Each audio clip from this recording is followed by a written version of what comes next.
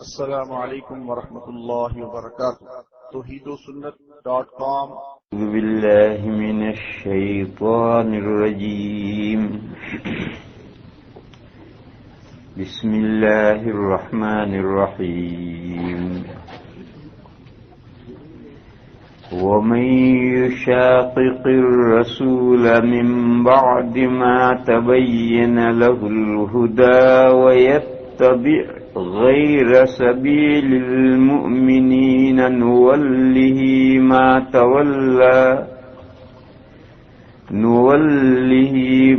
تولى ونصله جهنم وساءت مصيرا۔ صدق اللہ مولانا۔ بزرگوں اور بھائیوں، یہ ان آیات پاک میں سے جو 2-3 دن سے میں پڑھتا آ رہا ہوں، ان میں سے یہ آخری تیسری آیت ہے اور سورہ نساء کی آیت نمبر 130 ہے۔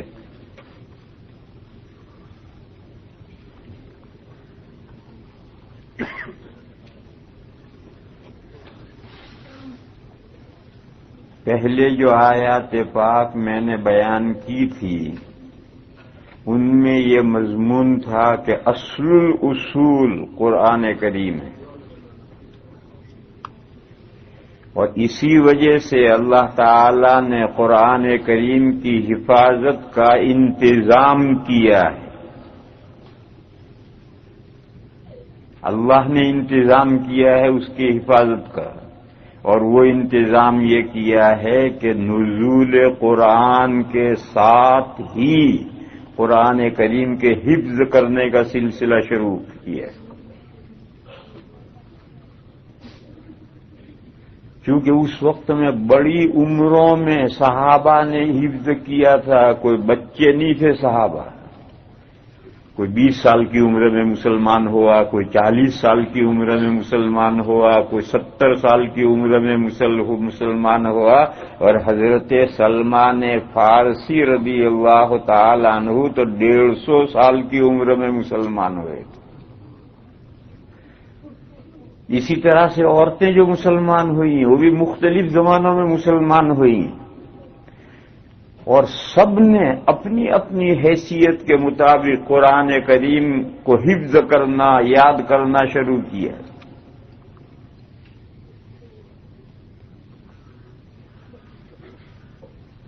اور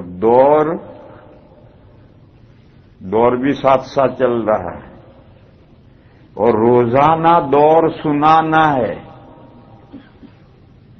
کس کو سنانا ہے؟ اللہ پاک کو دور سنانا ہے روزانہ، آدھا پارا 1 پارا نہیں، جتنا نازل ہو چکا ہے سارا ہی سنانا ہے۔ تو جب یاد کیا ہوا سارا ہی روزانہ دور سنایا جائے گا تو چاہے 200 سال کی عمر میں یاد کیا ہو اسے بھول نہیں سکتا، اور لامحالہ جم جائے گا۔ اس کا سلسلہ کیا؟ شروع اسلام میں، بالکل ابتدائی اسلام میں تہجد فرض کیا گیا تھا امت پر، اور تہجد آج کل تو لوگ 8 رکعت پڑھتے ہیں 10 منٹ میں، کوئی بہت زیادہ خشوع خضوع کر لیا تو 15 منٹ میں 8 رکعتیں بے تکلف پڑھی جا سکتی ہیں۔ اس وقت 10 منٹ اور 8 منٹ پر 12 منٹ کا تہجد نہیں تھا، اس وقت تہجد کتنا تھا جانتے ہو؟ جو فرض تھا، یا ایھا المزمل قم اللیل، پوری رات تہجد پڑھو، قم اللیل الا قلیلا، مگر تھوڑا سا، تھوڑی دیر سو جاؤ، آرام کرو، باقی رات کا بیشتر حصہ تہجد پڑھو۔ قم اللیل الا قلیلا نصفہ او انقص منہ قلیلا، آدھی رات یا آدھی رات میں سے تھوڑا کم کر دو، او زد علیہ، یا آدھی رات پر کچھ بڑھا دو، ورتل القرآن ترتیلا، اور قرآن کریم کو ٹھہر ٹھہر کر پڑھو، یعلمون تعلمون والا نہیں۔ آج کل ہم اجمی جو حافظ ہمارے ہوتے ہیں وہ ایسا قرآن پڑھتے ہیں تراویح میں کہ بہت سا تو سمجھ میں نہیں آتا کہ کیا پڑھ کر گئے۔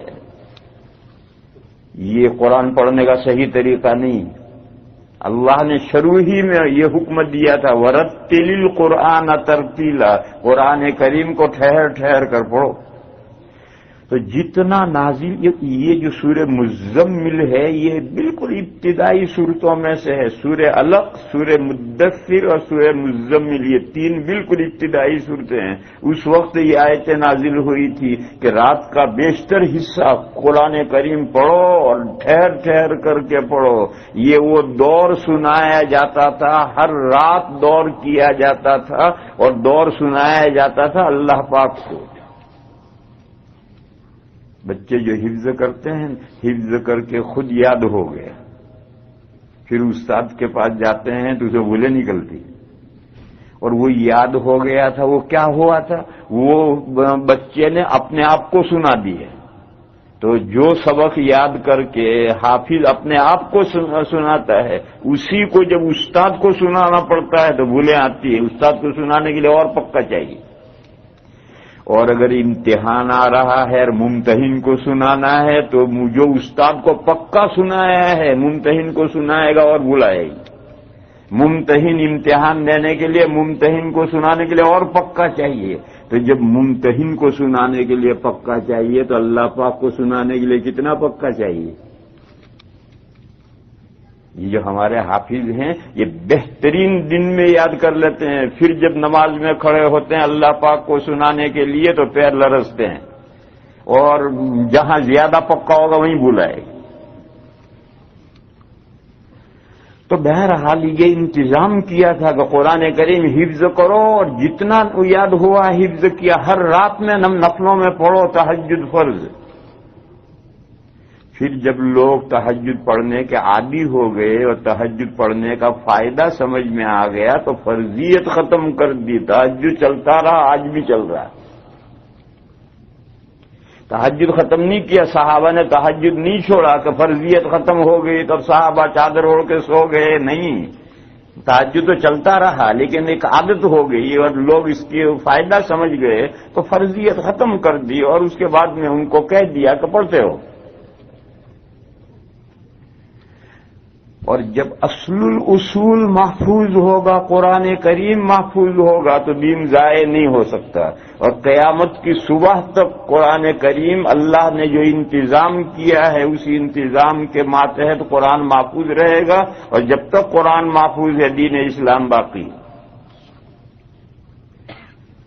پھر اللہ پاک نے فرمایا تھا کہ یہ قرآن جو لوگوں کی طرف اتارا گیا ہے وہ آپ کے وایا اس لیے بھیجا جا رہا ہے، آپ کے ذریعے اس لیے لوگوں تک پہنچایا جا رہا ہے، لِتُبَيِّنَ لِلنَّاسِ مَا نُزِّلَ إِلَيْهِمْ، تاکہ جو قرآن لوگوں کی طرف اتارا گیا ہے آپ یہ قرآن ان کو پہنچائیں بھی اور ان کو کھول کر سمجھائیں بھی۔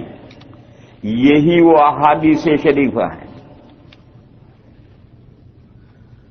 اور پھر کہا وَلَعَلَّهُمْ يَتَفَكَّرُونَ، اور تاکہ لوگ قرآن میں غور و فکر کریں، سوچیں۔ اس میں اشارہ کیا کہ قیامت تک کی تمام ضرورتیں حضور نہیں بیان کریں گے، آگے کی جو ضرورتیں ہیں جب وہ ضرورتیں پیش آئیں گی تو امت کے مجتہدین کرام اسے سوچیں گے اور قرآن اور حدیث ہی میں سے سوچ کر ان کے احکام نکالیں گے۔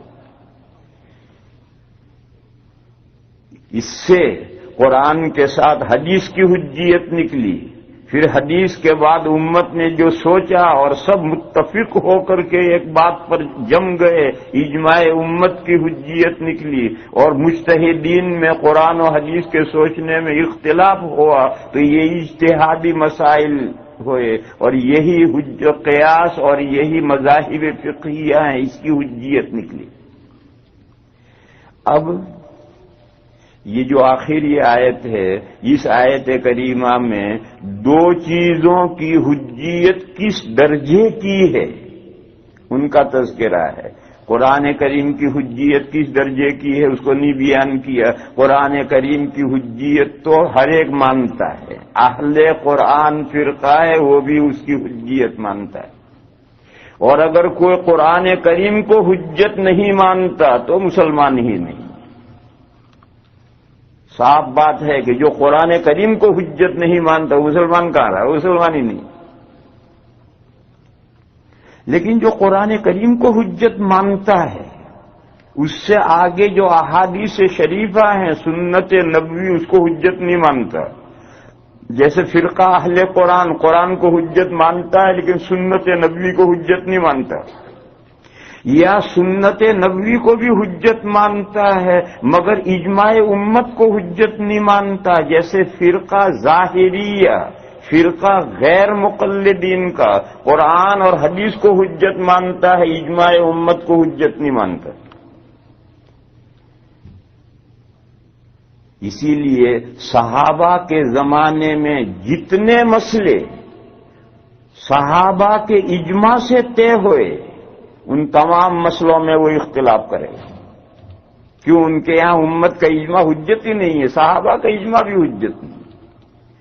فاروق اعظم رضی اللہ تعالی عنہ کے زمانے میں پورے امت کے اجماع سے تراویح کی 20 رکعتیں طے ہوئی اور وہ اس وقت سے لے کر آج تک ساری دنیا میں پڑھی جا رہی ہیں. وہ فرقہ کہتا ہے نہیں یہ بدعت عمری، اس کو کیا کہتا ہے؟ بدعت عمری. ماشاء اللہ، عمر تو تمہارا چھوٹا بھائی ہے. حضرت فاروق اعظم رضی اللہ تعالی عنہ کے زمانے میں تمام صحابہ کے اجماع اور اتفاق سے یہ طے ہوا کہ اگر کوئی شخص ایک مجلس میں 2 یا 3 طلاق دے گا اور تاکید اس کی نیت نہیں ہوگی تو جتنی طلاقیں دیے سب پڑ جائیں گے. 2 دیے 2 پڑھیں گے، 3 دیے 3 پڑھیں گے. یہ فرقہ اس کو نہیں مانے گا، وہ کہتا ہے نہیں ایک ہی پڑھے گی. حضرت عثمان یہاں رک کر سمجھو، 3 صورتیں ہیں. ایک تو یہ کہ ایک شخص نے ایک ہی مجلس میں یا الگ الگ مجلسوں میں ایک طلاق دی اور اسے ریپیٹ کی تاکید کے طور پر، تو ایک ہی پڑے گی. اس نے بیوی کو طلاق دی، کسی نے پوچھا بھائی کیا جھگڑا تمہارا کیا ہوا کہ میں نے بیوی کو طلاق دی، تو یہ وہ پہلی والی طلاقی کی خبر دے رہا ہے، اس کی ریپیٹ کر رہا ہے. در مختار میں یہ جزئیہ ہے کرر لفظ طلاق ونوت تاکید دینا. اگر طلاق کا لفظ ریپیٹ کرے اور تاکید کی نیت کرے، پہلے سے نیت اس کی تاکید کی ہے، تاکید کے لیے ایمفسائز، تاکید مانے ایمفسائز کے لیے ریپیٹ کرے، تو اس کی نیت اس کے اور اللہ کے درمیان میں مان لی جائے گی اور جو اس نے نیت کی ہے وہی پڑے گی طلاق. لیکن ایک نے 2 کی نیت کی ہے اور 2 دی ہیں، 3 کی نیت کی ہے اور 3 دی ہیں، اور ایک نے 1 2 3 مرتبہ لفظ بولا ہے اور تاکید کی ایمفسائز کی نیت نہیں کی ہے، بغیر نیت کے 2 مرتبہ 3 مرتبہ لفظ بولا ہے. تو یہ جو 2 صورتیں ہیں، ان 2 صورتوں میں حضرت عمر رضی اللہ تعالی عنہ کے زمانے میں تمام صحابہ کا اجماع ہوا ہے کہ ان 2 صورتوں میں جتنی مرتبہ اس نے لفظ طلاق بولا ہے اتنی طلاقیں پڑ جائیں گی. حضرت فاروق اعظم رضی اللہ تعالی عنہ کے زمانے میں میٹنگ بیٹھی اور اس میں مجلس آیا کہ اب تک صورتحال یہ تھی کہ اگر کوئی شخص طلاق کا لفظ ریپیٹ کرتا تھا تو تاکید کی نیت سے کرتا تھا، لیکن اب لوگ تاکید کی نیت سے ریپیٹ نہیں کرتے ہیں، 2 یا 3 دینے کی نیت سے ریپیٹ کرتے ہیں. تو حضور کے زمانے سے جو صورتحال چلی آ رہی تھی وہ سچویشن تاکید کی تھی، اب وہ سچویشن نہیں رہی. کیوں؟ اب صحابہ کے علاوہ اور بہت سے لوگ نئے نئے مسلمان ہوئے. صحابہ کی تو تربیت ہوئی تھی لیکن یہ جو نئے مسلمان ہوئے ہیں ان کی ویسی تربیت نہیں ہوئی تھی، لہذا یہ لوگ 2 یا 3 مرتبہ طلاق کا لفظ بولتے ہیں تو تاکید کی نیت نہیں کرتے ہیں، مستقل 2 یا 3 دینے کی نیت کرتے ہیں. لہذا کیا حکم ہے؟ تو صحابہ کی پوری میٹنگ نے حضرت عمر کے خلافت میں یہ طے کیا کہ اگر اس نے تاکید کی نیت نہیں کی پہلے سے ذہن میں تاکید کی نیت رکھ کر ریپیٹ کرے گا تو معتبر ہے، اور اگر پہلے سے نیت نہیں ہے تو بعد میں تو ہر ایک نیت کر لیں گے تیار ہے۔ جب تیر کمان سے نکل جاتا ہے تو پھر تو ہر ایک میری تاکید کی نیت تھی، اب تو ہر ایک تاکید کی نیت کرے گا، یہ جھوٹ ہے، اب اس کا اعتبار نہیں، پہلے سے نیت ہے اور پہلے سے نیت کے بعد اس نے ریپیٹ کیا، اس کا حکم الگ ہے۔ اور اگر پہلے سے نیت 2 یا 3 دینے کی ہے یا پہلے سے خالی ذہن ہے اور اس نے لفظ 2-3 مرتبہ بول دیا تو صحابہ کے اجماع سے طے ہوا کہ جتنی مرتبہ لفظ بولا اتنی طلاقیں پڑ جائیں گی۔ یہ اجماع امت سے طے ہوا ہے، وہ فرقہ اسے نہیں مانتا، کیوں؟ وہ اجماع کوئی حجت نہیں مانتا، چاہے صحابہ کا اجماع ہو، اجماع کو حجت نہیں مانتا۔ حضرت عثمان غنی رضی اللہ تعالی عنہ کے زمانے میں جب مدینہ کی آبادی بہت زیادہ پھیل گئی تو حضرت عثمان نے جمعہ میں ایک اذان اور بڑھائی، اور اس وقت سے لے کر آج تک ساری دنیا میں شرقاً غرباً وہ اذان ہے، یہ فرقہ نہیں مانتا، وہ کہتا ہے یہ بدعت عثمانی۔ حالانکہ یہ سب باتیں ملک و ملت کی تنظیم سے تعلق رکھنے والی، سیٹی چھوٹی ہے بڑی ہے، جب بہت بڑی سیٹی ہو جائے گی تو اس کے اعتبار سے لوگوں کو جمعہ کے دن ایک جگہ جمعہ پڑھنا ہے تو سارے لوگ آ جائیں، اس کے لیے کوئی ارینجمنٹ کرنا پڑے گا۔ حضرت عثمان نے دیکھا کہ خطبہ ختم ہو جاتا ہے تب بھی لوگ پورے نہیں آ پاتے ہیں، تو حضرت نے 15-20 منٹ پہلے ایک اذان شروع کروائی تاکہ لوگ سب آ جائیں، اس کے بعد خطبہ شروع۔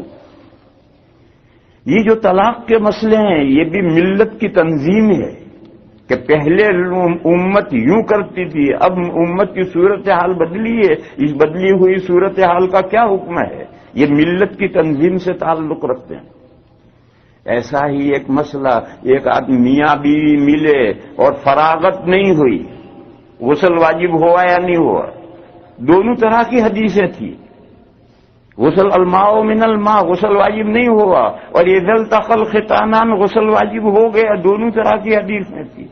حضرت عمر رضی اللہ تعالی عنہ کے دور خلافت میں یہ مسئلہ آیا تو اکابر صحابہ کو حضرت عمر نے اکٹھا کیا، کبھی اگر یہ صورت پیش آئے تو غسل واجب ہے نہیں، تو بڑے بڑے صحابہ نے کہا واجب نہیں، اور دوسرے بڑے بڑے صحابہ نے کہا واجب ہے۔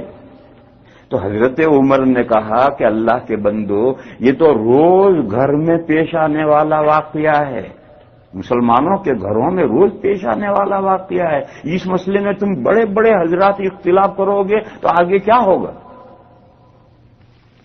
تو حضرت علی نے مشورہ دیا کہ اس مسئلے کو طے کرنے کے لیے آپ حضور کی بیویوں سے مسئلہ پوچھیے۔ تو حضرت عمر نے ایک آدمی کو اپنی بیٹی حضرت حفصہ کے پاس بھیجا کہ اگر ایسی صورت پیش آئے تو حضور کا کیا عمل ہے؟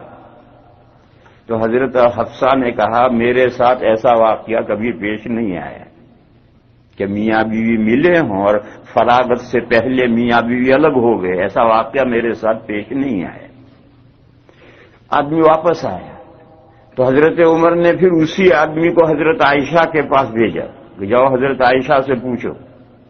حضرت عائشہ کے پاس گیا، حضرت عائشہ نے فرمایا کہ میرے ساتھ میرے اور حضور کے درمیان میں ایسا واقعہ پیش آئے ہیں اور ہم نے دونوں نے غسل کیا۔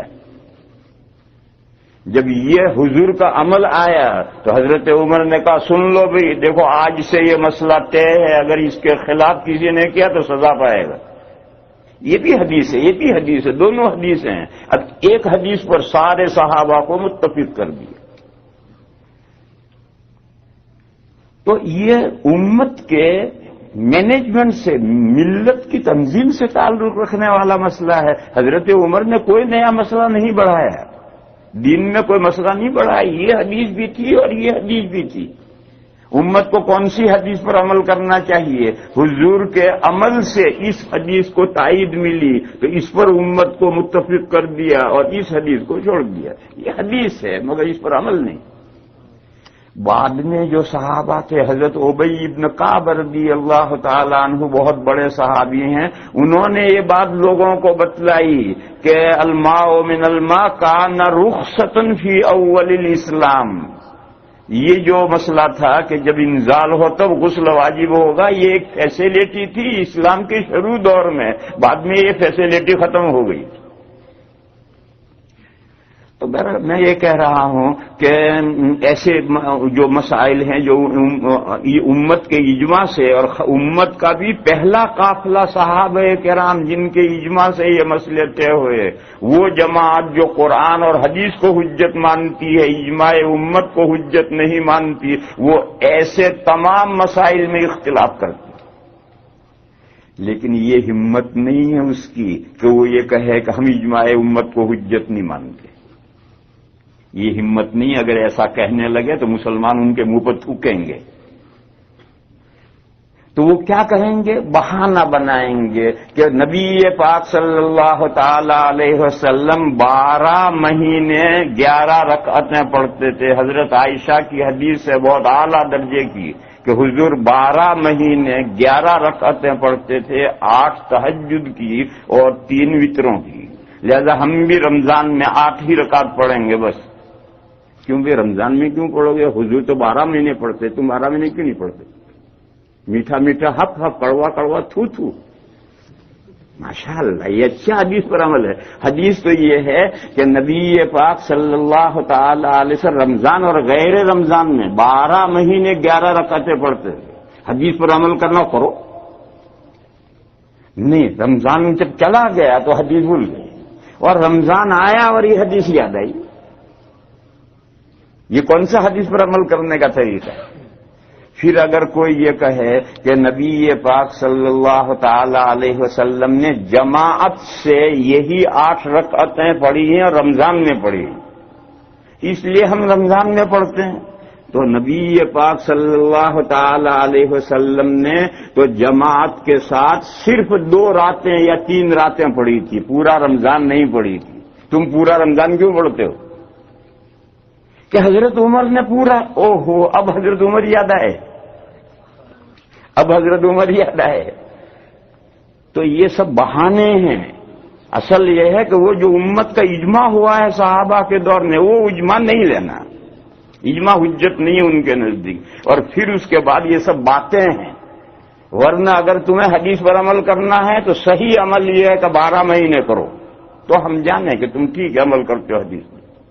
اور اگر تمہیں صرف حدیث رمضان میں کرنا تو 2 راتیں کرو، 3 راتیں بس، باقی راتیں حضور نے جماعت سے نہیں پڑھی. باقی پورا رمضان تو حضرت عمر نے شروع کیا ہے، اور حضرت عمر نے جو شروع کیا ہے وہ پہلے 8 شروع کی تھی اور اس کے بعد میں پھر 20 شروع کی تھی، اور اس 20 پر امت کا اجماع ہوا ہے. اس مسئلے کو بھی ذرا سمجھ لو، کیونکہ مجمع میں بعض اس مسئلے کے بارے میں کافی معلومات رکھتے ہوں گے، اس لیے تھوڑی وضاحت کروں میں اس کی. امام مالک علیہ الرحمہ کی کتاب ہے موطا مالک، اس میں یہ حدیث ہے، یزید بن رومان کی حدیث ہے کہ اور تھا. اور پیچھے چلو، سیوطی رحمت اللہ علیہ کی ایک کتاب ہے کی تفسیر میں، اس کا نام ہے الدر المنثور. الدر المنثور میں سورۃ القدر، انا انزلناہ فی لیلۃ القدر، اس سورت کی تفسیر میں روایت ہے، جس کو دیکھنا ہو دیکھو. حضرت علی نے فرمایا کہ یہ جو تراویح رمضان میں شروع کی ہے حضرت عمر نے، یہ میں نے حضرت عمر کو مشورہ دیا تھا. حضرت علی فرماتے ہیں کہ میں نے حضرت عمر کو مشورہ دیا تھا، اور میرے مشورے پر حضرت عمر نے یہ تراویح شروع کی. تو لوگوں نے پوچھا کہ حضرت یہ کیسے؟ یہ میں نے حوالہ دیا، جسے دیکھنا ہو دیکھو. تفسیر الدر المنثور میں سورۃ القدر کی تفسیر میں یہ روایت ہے. لوگوں نے پوچھا کہ کیف ذالک، آپ نے مشورہ دیا اور آپ کے مشورے سے تراویح شروع ہوئی، اس کا کیا واقعہ پیش آیا؟ تو حضرت نے فرمایا کہ نبی پاک صلی اللہ تعالی علیہ وسلم کا یہ ارشاد ہے کہ رمضان کی 29 یا 30 راتوں میں سے کوئی بھی ایک رات شب قدر ہوتی ہے، وہ متعین نہیں۔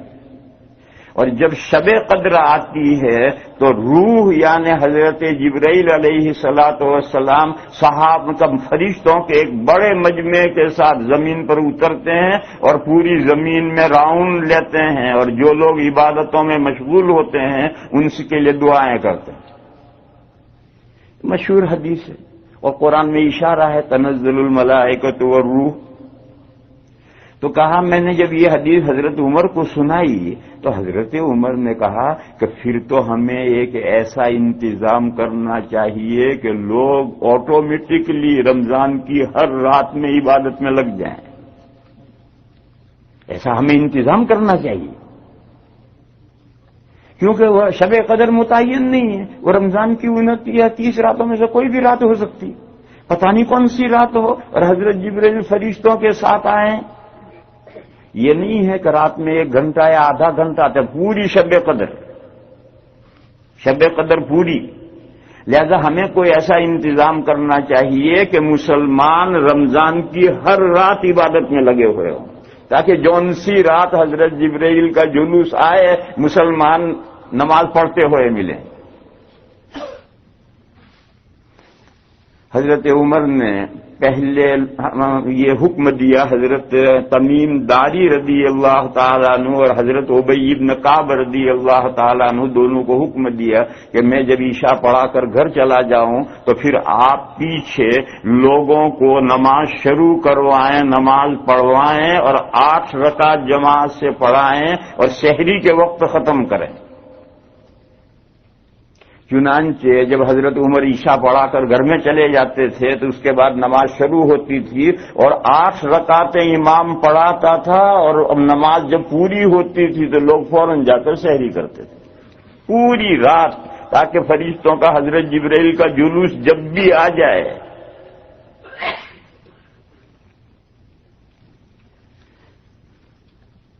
لوگوں میں چیمے گوئیاں ہوئی کہ یہ کون سی نماز شروع ہو گئی، حضور کے زمانے میں تو یہ نماز تھی نہیں۔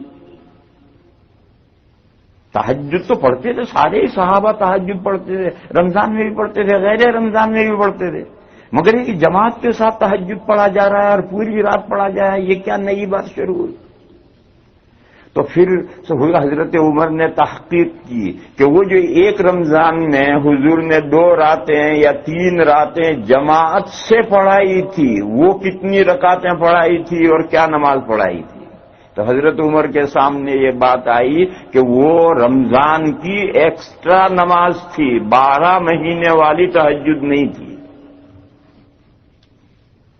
اور وہ رکعتیں حضور نے 20 رکعتیں جماعت سے پڑھائی تھی، اور وہ روایت آج بھی ہے اور ضعیف ہے ایک قول کے مطابق، اور ایک قول میں وہ صحیح ہے، چلو ضعیف والا قول لے لو، لیکن اگر ضعیف کے مقابل میں اس سے قوی روایت نہ ہو تو ضعیف روایت کو تمام فقہا لیتے ہیں، اس کے مقابل کوئی روایت نہیں، ایک ہی روایت ہے کہ وہ 3 راتیں یا 2 راتیں جو حضور نے نماز پڑھائی تھی وہ 20 رکعتیں پڑھائی تھی، اور وہ تہجد نہیں پڑھائی تھی، وہ رمضان کی ایکسٹرا نماز تھی۔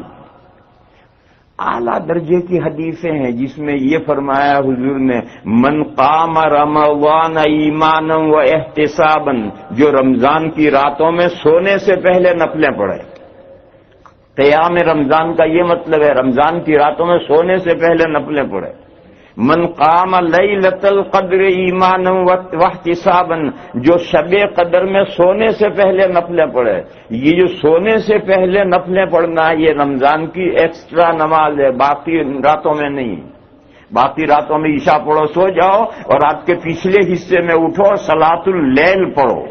وہ صلاۃ اللیل ہے رات کی نماز، سو کر اٹھنے کے بعد، وہ صلاۃ اللیل ہے، صلاۃ التہجد ہے، وہ پڑھو اٹھ کر کے۔ اور یہ قیام رمضان ہے جو رمضان میں سونے سے پہلے نفلیں پڑھنی۔ جب یہ بات سامنے آئی کہ وہ 2 دن یا 3 دن حضور نے جو نماز پڑھائی تھی وہ 20 رکعتیں پڑھائی تھی، تہجد نہیں پڑھایا تھا، تہجد تو ان راتوں میں بھی حضور نے اپنی جگہ پر تہجد پڑھا تھا، اور یہ اس سے الگ نماز پڑھائی تھی۔ جب یہ بات سامنے آئی تو پھر حضرت عمر نے دوسرا آرڈر دیا اور اماموں سے یہ کہا کہ 8 نہیں 20 پڑھاؤ اور مختصر پڑھاؤ، صبح صادق تک سحری تک نہیں، 20 پڑھاؤ، مختصر پڑھاؤ اور لوگوں کو سونے کا موقع دو، اور لوگ سو جائیں اور پھر اٹھ کر کے وہ 8 رکعتیں تہجد کی پڑھیں۔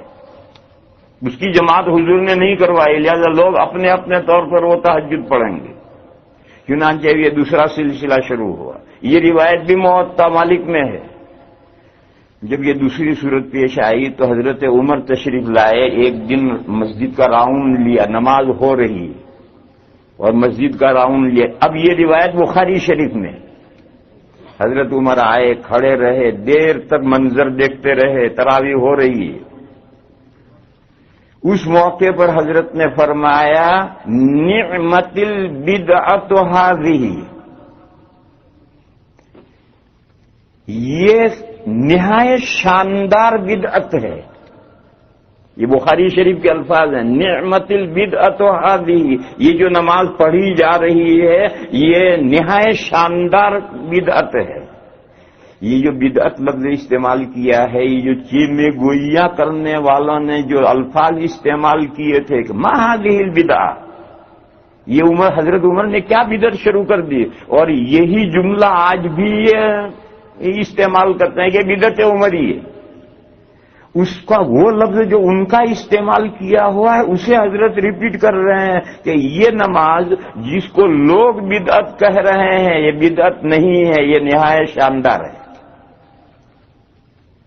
پھر اس کے بعد کا جو جملہ ہے وہ بہت غور سے سننے کا ہے۔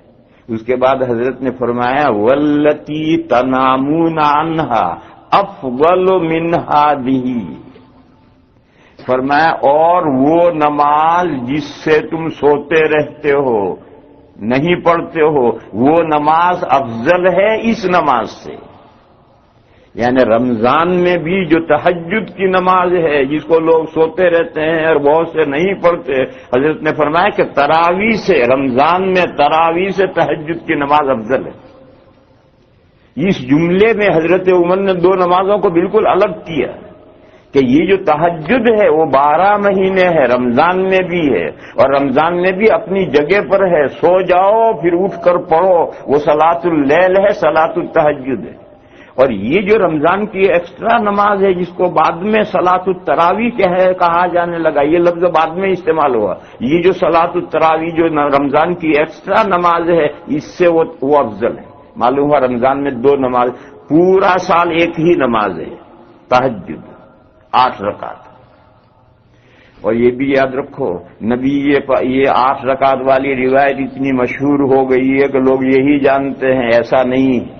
نبی پاک صلی اللہ تعالی علیہ وسلم نے کم سے کم 7 رکعتیں پڑھی، یعنی 4 رکعتیں تہجد کی، 3 وتروں کی، اور زیادہ سے زیادہ 17 رکعتیں پڑھی۔ حضور نے 17 رکعتیں پڑھی زیادہ سے زیادہ، یعنی 14 رکعتیں تہجد کی، 3 رکعتوں کی وتر کی۔ اس کے درمیان میں سب روایتیں ہیں، 7 کی بھی روایت ہے، 9 کی بھی روایت ہے، 11 کی بھی روایت ہے، 13 کی بھی روایت ہے، 15 کی بھی روایت ہے، اور آخری روایت 17 کی ہے۔ کیونکہ نبی پاک صلی اللہ تعالی علیہ وسلم ہمیشہ ایک ہی عدد نہیں پڑھتے تھے، کبھی وقت کم ہو تو کم رکعتیں پڑھتے تھے، کبھی وقت زیادہ ہو تو زیادہ پڑھتے تھے۔ ان میں سے ایک روایت مشہور ہو گئی 11 رکعت والی، ایسا نہیں ہے، حدیثوں کے اندر 7 سے 17 تک ساری روایتیں موجود ہیں۔ بہرحال یہ جو تہجد کی نماز ہے یہ 12 مہینے پڑھنی ہے، سونے کے بعد پڑھنی ہے، رمضان میں بھی پڑھنی ہے۔ اور یہ جو سونے سے پہلے تراویح ہے یہ وہ حدیثیں ہیں من قام رمضان، جو رمضان میں سونے سے پہلے نفلیں پڑھے، یہ رمضان کی ایکسٹرا نماز ہے۔ اصل حقیقت تو یہ ہے، مگر چونکہ انہیں اجماع امت کو نہیں ماننا تو انہوں نے خربطا کر دیا اور یہ کہا کہ وہی 8 رکعت حضور نے پڑھائی تھی۔ کوئی روایت نہیں ہے کہ کوئی ایک بھی، یعنی ضعیف بھی نہیں ہے کہ وہ جو 2 دن یا 3 دن حضور نے جماعت سے نماز پڑھائی تھی تو یہ تہجد کی 8 رکعتیں جماعت سے پڑھائی تھی، ایسی کوئی ضعیف روایت بھی نہیں۔ اور ضعیف روایت ہے کہ ان 3 دنوں میں جو حضور نے نماز پڑھائی تھی جماعت سے وہ 20 رکعتیں پڑھائی تھی، وہ روایت ہے اور ضعیف ہے۔ اور یہ جو 8 رکعت والی جو سال بھر کی ہے، تو خیر میں تو مثالیں پیش کر رہا تھا کہ دور اول میں اجماع امت سے جتنے مسئلے طے ہوئے ہیں صحابہ کے اتفاق سے، وہ لوگ جو اجماع کو حجت نہیں مانتے وہ ان سب مسائل میں اختلاف کرتے ہیں، مگر یہ کہہ نہیں سکتے کہ اجماع حجت نہیں۔ کیسے کہیں؟ ہاں، اجماع کے حجت پر دلالت کرنے والی جو روایتیں ہیں ان روایتوں کو کنڈم کریں گے، صاف نہیں کہیں گے اجماع حجت نہیں۔ وہ روایت جو اجماع کے حجت ہونے پر دلالت کرتی اس پر اعتراض کریں گے، اس کی سند میں یہ ہے وہ ہے، اس کو کنڈم کرنے کی کوشش کریں گے۔ ان روایتوں میں سے ایک روایت ہے لا تجتمع امتی علی الضلالہ، حضور نے فرمایا کہ میری پوری امت کسی گمراہی پر متفق ہو جائے، یہ نہیں ہو سکتا۔ وہ اس روایت میں کہیں گے اسی سند میں یوں ہے اور یوں ہے۔ ایک دوسری حدیث ہے اتبعوا السواد الاعظم، میں امت کی جو میجورٹی ہے وہ جس راستے پر اس راستے پر چلو، امت کی میجورٹی کا فالو کرو۔ اتبعوا السواد الاعظم۔ عرب ممالک کے ایک محدث گزرے ہیں البانی صاحب، انہوں نے مشکات کی شرح میں لکھا ہے کہ یہ حدیث کہیں ہے ہی نہیں، میں نے یہ دیکھا اور وہ دیکھا اور اجزاء دیکھے اور معاجم دیکھے اور صحاح دیکھے اور مسانید دیکھے، کہیں یہ حدیث ہے ہی نہیں، حالانکہ وہ حدیث مستدرک حاکم میں، مستدرک حاکم میں حدیث موجود ہے، اور وہاں سے مشکات میں یہ حدیث آئی ہے، تو مشکات پر حاشیے میں لکھا ہے کہ میں ساری کتابیں دیکھ چکا، یہ حدیث کہیں ہے ہی نہیں، حالانکہ وہ مستدرک حاکم میں، جس کو دیکھنی لاؤ میں دکھا دوں یہ رہی مستدرک حاکم۔ تو وہ یوں کر کے ناک نہیں پکڑتے، یوں کر کے ناک پکڑتے ہیں۔ وہ حدیثیں جو اجماع کے حجت ہونے پر دلالت کرتی انہیں کنڈم کریں گے، لیکن صاف نہیں کہیں گے کہ اجماع حجت نہیں۔ ہمارے ہندوستان کے ایک بڑے اہل حدیث عالم گزرے ہیں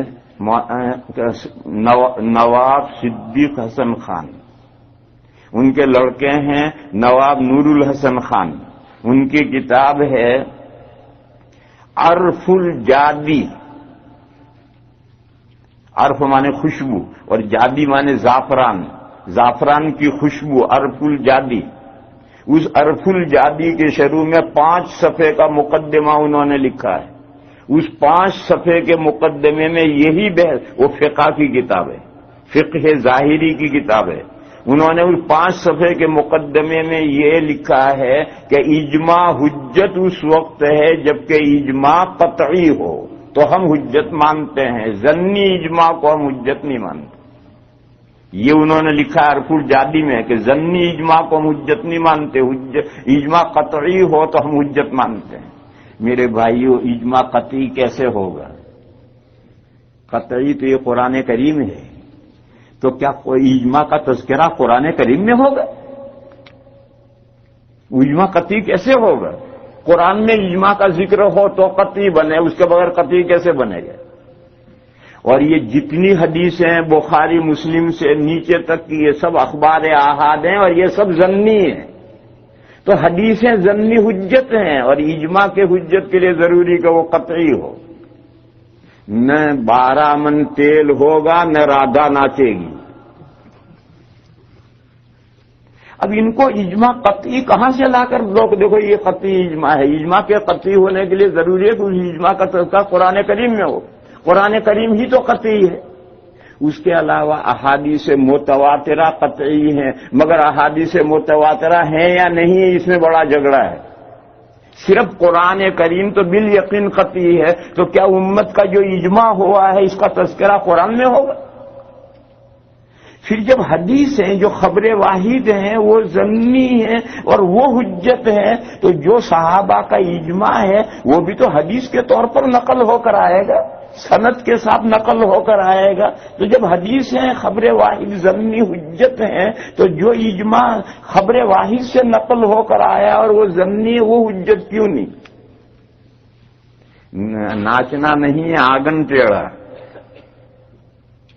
اصل وہی بات ہے کہ ان کو یہ کہہ نہیں سکتے کہ اجماع حجت نہیں ہے. اگر ایسا کہتے تو لوگ مسلمانوں کے منہ پہ تھوکیں گے. اس لیے یہ باتیں بناتے ہیں کہ اگر اجماع قطعی ہو تو ہم مانتے ہیں, اجماع ظنی ہم نہیں مانتے. پھر حدیث ظنی کیوں مانتے ہو؟ ظنی حدیثوں کو حجت کیوں مانتے ہو؟ اور اجماع قطعی ہوگا کیسے؟ کیا قرآن میں اجماع ہوگا؟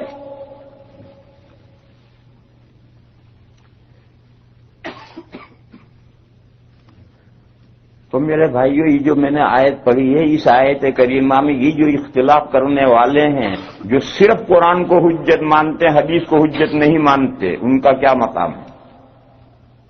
دوسرے وہ جو قرآن کو حجت مانتے ہیں, حدیث کو حجت مانتے ہیں, لیکن اجماع امت کو حجت نہیں مانتے, ان کا کیا مقام ہے؟ ان دو کا ذکر ہے. اب آیت پاک کا ترجمہ سنو. اللہ پاک ارشاد فرماتے ہیں وَمَن يُشَاقِقِ الرَّسُولَ مِن بَعْدِ مَا تَبَيَّنَ لَهُ الْهُدَى, جو شخص رسول سے اختلاف کرتا ہے, ہدایت واضح ہو جانے کے بعد, اس کے سامنے ہدایت واضح ہو گئی اور ہدایت واضح ہو جانے کے بعد وہ رسول سے اختلاف کرتا ہے.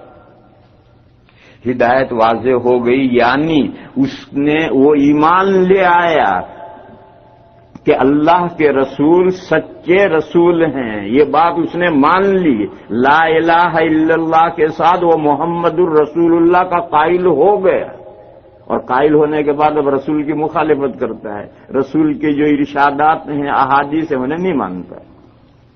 تو فرمایا وَمَن يُشَاقِقِ الرَّسُولَ مِن بَعْدِ مَا تَبَيَّنَ لَهُ الْهُدَى, وہ شخص جو رسول سے مخالفت کرتا ہے ہدایت واضح ہونے کے بعد. ہدایت واضح ہونے کے بعد کا مطلب سمجھو, ایک تو غیر مسلم ہیں جن کے لیے محمد الرسول اللہ ہی سمجھ میں نہیں آیا, ان کے حضرت محمد مصطفیٰ صلی اللہ تعالی علیہ وسلم کا اللہ کا رسول ہونا یہی ان کے لیے واضح نہیں ہوا, سمجھ میں نہیں آیا, چھوڑو انہیں. لیکن ایک بندہ وہ ہے جو لا الہ الا اللہ کے ساتھ محمد الرسول اللہ پڑھتا ہے, اس پر ایمان رکھتا ہے, اور ایمان رکھنے کے بعد پھر رسول کی مخالفت کرتا ہے. پھر رسول کی مخالفت کرتا ہے یعنی کہتا حدیث حجت نہیں, تو پھر محمد الرسول اللہ کا فائدہ کیا ہوا جب حدیث حجت نہیں؟ تو ایک تو یہ ہے وَمَن يُشَاقِقِ الرَّسُولَ مِن بَعْدِ مَا تَبَيَّنَ لَهُ الْهُدَى وَيَتَّبِعْ غیر سبیل المومنین, اور وہ فالو کرتا ہے مومنین کے راستے کے علاوہ کا, جو تمام مومنین کا راستہ ہے اس راستے پر نہیں چلتا, اس کی اپنی ڈیڑھ کی راستہ الگ ہے. یعنی تمام مومنین کا جو راستہ ہے وہ ہے اجماع امت, وہ اس اجماع امت پر نہیں چلتا ہے, اس کے علاوہ راستے پر چلتا ہے. وَيَتَّبِعْ غَيْرَ سَبِيلِ الْمُؤْمِنِينَ. دیکھو امت میں حضرت امام شافعی علیہ الرحمہ بہت بڑے آدمی ہیں, آپ سبھی لوگ ان کا مقام پہچانتے ہیں. ان کی کتاب ہے الرسالہ, 500 صفحے کی کتاب ہے. شیخ احمد محمد شاکر رحمۃ اللہ علیہ نے اسے ایڈٹ کیا ہے, اور عام چھپی ہوئی ہے, یا امریکہ میں 10 جگہ ہوگی. اس الرسالہ میں حضرت امام شافعی علیہ الرحمہ نے اس آیت سے اجماع کی حجیت پر استدلال کیا. میں نہیں کر رہا, اتنے بڑے امام نے استدلال کیا کہ اجماع حجت ہے, اور حضرت نے یہ آیت پیش کی, کیونکہ اجماع تمام مومنین کا راستہ ہے, اس مومنین کے راستے کا فالو ضروری ہے, اس راستے پر چلنا ضروری ہے. اگر اس راستے کو چھوڑ کر دوسرا راستہ چلتا ہے تو یہ دو آدمی ہوئے. ایک ہدایت واضح ہونے کے بعد محمد الرسول اللہ پڑھتا ہے, اپنے آپ کو مسلمان کہتا ہے, اور پھر رسول کی مخالفت کرتا ہے, حدیثوں کو حجت نہیں مانتا, اور مومنین کے راستے کے علاوہ راستے پر چلتا ہے, اجماع امت کو حجت نہیں مانتا, تو اللہ فرماتے ہیں نُوَلِّهِ مَا تَوَلَّى, وہ جس رخ پر جا رہا ہے ہم اسے اس رخ پر جانے دیں گے. نُوَلِّهِ مَا تَوَلَّى, جس طرف اس نے رخ کیا ہے اور جدھر جا رہا ہے ہم اس کو اسی رخ پر جانے دیں گے. نُوَلِّهِ مَا تَوَلَّى وَنُصْلِهِ جَهَنَّمَ, اور ہم اسے جہنم میں داخل کریں گے. وساعت مصیرن، جہنم بہت برا ٹھکانہ ہے۔ لہذا ان دو شخصوں کا اس آیت کریمہ میں انجام بیان کیا گیا ہے۔ جو قرآن کو حجت ماننے کے بعد حدیثوں کو حجت نہیں مانتا، جو قرآن اور حدیثوں کو حجت ماننے کے بعد اجماع امت کو حجت نہیں مانتا، تو قرآن ان دونوں شخصوں کے بارے میں کہہ رہا ہے کہ نولہ ما تولی ونصلہ جہنم وساعت مصیرا۔ اس میں اگر کوئی کہے کہ اس آیت سے اجماع کی حجیت پر استدلال، تو میں نے حوالہ دیا کہ یہ استدلال میں نہیں کر رہا ہوں، حضرت امام شافعی علیہ الرحمہ نے کیا ہے اور الرسالہ میں کیا ہے۔ رسالہ چھپی ہوئی کتاب ہے، جہاں چاہو دیکھو۔ میرے بھائیوں، اس کے بعد میں ایک بات بیان کر رہا ہوں، ایک سوال کے لوگوں کی ایک بات کے جواب میں، لیکن اس کی وضاحت میں نہیں جاؤں گا، بغیر آپ سمجھ جائیں گے خود ہی۔ دیکھو، فالو ائمہ کا صرف 3 قسم کے مسائل میں، اور ان 3 قسم کے مسائل میں ائمہ کا فالو کیے بغیر کوئی چارہ ہی نہیں۔ اس کے علاوہ 90% دین اور شریعت، اس میں ائمہ کا کسی کا کوئی فالو نہیں ہے، قرآن و حدیث کا فالو۔ دین کا 90% دین کا حصہ، اس میں ابو حنیفہ، شافعی، مالک، احمد کسی کا فالو نہیں ہے، وہ فالو قرآن و حدیث کا ہے۔ صرف 10% مسائل وہ ہیں جو 3 قسم کے مسائل ہیں، ان مسائل میں ائمہ کا فالو ضروری ہے۔ لوگوں کے ذہنوں میں ایک بات یہ بٹھا دی گئی ہے، لوگوں کے ذہنوں میں ایک بات یہ بٹھا دی گئی ہے کہ قرآن و حدیث کو چھوڑ کر کے زید کو، عمر کو، بکر کو، خالد کو پکڑے پھرنا، ان کی دوم پکڑے رہنا، یہ کون سا دین ہے؟ وہ قرآن و حدیث کا فالو کرو۔ یہ جو کہہ رہے ہیں اس کا جواب دے رہا ہوں کہ 90% دین میں کسی کا کوئی فالو نہیں، قرآن و حدیث کا فالو ہے۔ لیکن 10 قسم کے مسائل، جن میں 3 قسم کے مسائل ہیں، ان میں ائمہ کا فالو کرنا پڑتا ہے، اور فالو کیے بغیر کوئی چارہ ہی نہیں۔ لیکن ہوا کیا ہے کہ جب فقہ حنفی کی کتاب لکھی جائے گی تو اس میں سارا ہی دین لکھا جائے گا، فقہ شافعی کی کتاب لکھی جائے گی تو سارا ہی دین لکھا جائے گا، فقہ مالکی کی کتاب لکھیں گے تو سارا ہی دین لکھیں گے۔ یعنی کہ 90% تو تمام مسلمان قرآن و حدیث پڑھ کر 90% تو وہاں سے لیں، اور 10% یہاں فقہوں سے لیں، یوں نہیں۔ یہ جو فقہ ہے یہ قرآن و حدیث کا نچوڑ اور خلاصہ ہے، اور اب عام مسلمان یہ خلاصہ نچوڑ جو ہے یہ فقہ پڑھیں گے اور عمل کریں گے۔ ہر فقہ میں 90% قرآن و حدیث سے ہے، اور 10% ائمہ کے اجتہادات ہیں۔ اس کو سمجھنا ہے، اس کو اچھی طرح سے، تاکہ لوگ ذہن جو بگاڑتے ہیں وہ ذہن صاف ہو جائیں۔ یہاں رک کر کے ایک بات اور سمجھو، ہمارے ہندوستان پاکستان میں ایک غلط بات لوگوں کے ذہنوں میں یہ بٹھاتے ہیں کہ تقلید کے معنی ہیں اپنے گلے میں پٹا ڈالو، اس میں رسی باندھو اور ایک آدمی کو ہاتھ میں دے دو کہ لے جا مجھے جہاں تجھے لے جانا ہے۔ تقلید کے معنی یہ کہ اپنی گردن میں رسی باندھ کر کے وہ رسی دوسرے کے ہاتھ میں دے دو، وہ جہاں چاہے لے جائے، یہ تقلید ہے۔ یہ 100% رونگ ہے، تقلید کے یہ معنی ہی نہیں ہے، کیونکہ جب یہ معنی تقلید کے کیے جائیں گے تو ہر سمجھدار آدمی سوچے گا میں کتا کیوں بنوں؟ اللہ نے مجھے مائنڈ دیا ہے، عقل دی ہے، میں کسی کے پیچھے پیچھے کیوں چلوں؟ حالانکہ یہ تقلید کے معنی ہی نہیں، یہ قطعاً رونگ بات ہے جو ڈالی ہوئی ہے۔ جو لوگ عربی جانتے ہیں، اور اس مجمع میں انشاءاللہ ہوں گے ایسے عربی جاننے والے علماء کے علاوہ، علماء تو ہیں جاننے والے، ان کے علاوہ بھی عربی جاننے والے ہوں گے۔ ایک ہے قلد یقلد تقلیدا باب تفعیل، اور ایک ہے تقلد باب تفعل۔ ایک باب تفعیل ہے، ایک باب تفعل ہے۔ تقلد باب تفعل کے معنی تو یہی ہے، اپنے گلے میں پٹا ڈالو، رسی دوسرے کو دے دو۔ تقلید کے یہ معنی نہیں ہے۔ قلد یقلد و تقلیدن کے معنی ہیں کسی کو ہار پہنانا۔ میں کسی کو ہار پہناؤں تو تقلید کے معنی ہار پہنانا۔ تقلید کیا ہے؟ جس مسلمان کو جس امام سے عقیدت ہے، جس نے اپنی عقیدت کا ہار جس امام کو پہنا رکھا ہے، اس کا فالو کرو۔ تمہاری جس سے تقلید ہے، تم جس سے عقیدت رکھتے ہو، جس کو تم اپنا بڑا مانتے ہو، تم اس کا فالو کرو۔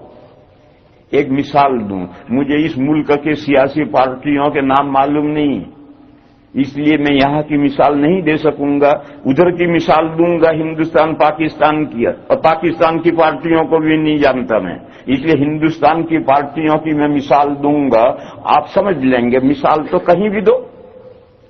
ایک آج کے پلین سے 3 لیڈر آ رہے ہیں، ایک کانگریس کا لیڈر آ رہا ہے، ایک بی جے پی کا لیڈر آ رہا ہے، ایک کمیونسٹ کا لیڈر آ رہا ہے، ایک ہی پلین سے 3 آ رہے ہیں، تو تینوں پارٹیوں کے ورکر پھول ہار لے کر ایئرپورٹ پر پہنچیں گے ویلکم کرنے کے لیے، اپنے لیڈر کو لانے کے لیے۔ اب ظاہر ہے کہ جب وہاں پلین لینڈ ہوگا تو ایک لیڈر کانگریس کا آیا، تو جب کانگریس کا لیڈر نظر پڑے گا تو مجمع میں جو کانگریس کے ورکر ہیں وہ اچھلیں گے، کودیں گے، زندہ باد مرد آباد، زندہ باد مرد آباد، خوب شور مچائیں گے۔ اور جب وہ آئے گا تو وہ ہار لے کر آئے ہوں گے، سب اس کو ہار پہنائیں گے، دوسری 2 پارٹیوں والے نہ نعرہ لگائیں گے نہ ہار پہنائیں گے، وہ اپنے ہار لیے کھڑے ہیں، یہ اپنے ہار پہنائیں گے۔ پھر وہ لیڈر چلے گا تو اس پارٹی کے سارے ورکر اس کے پیچھے پیچھے چلیں گے۔ یہ ہے وہ فالو اور تقلید۔ 2 کھڑے ہیں، پھر بی جے پی کا لیڈر آیا تو وہ بی جے پی کے جو ورکر ہیں وہ اچھلیں گے، کودیں گے، پھر جب وہ قریب آئے گا تو وہ سب اس کو ہار پہنائیں گے، پھر وہ جب چلے گا تو سب اس کے پیچھے پیچھے جائیں گے۔ یہ اس کے مقلد ہے، انہوں نے پہلے اپنی عقیدت کا ہار پہنایا اسے، اور ہار پہنا کر اس کے پیچھے جا رہے ہیں، یہ فالوور ہیں اس کے۔ پھر تیسرا لیڈر آئے گا تو تیسرے ورکر بھی یہی کریں گے۔ میرے بھائیو، یہ مثال ہے، اس مثال سے سمجھو امت میں جو اکابر گزرے ہیں، ان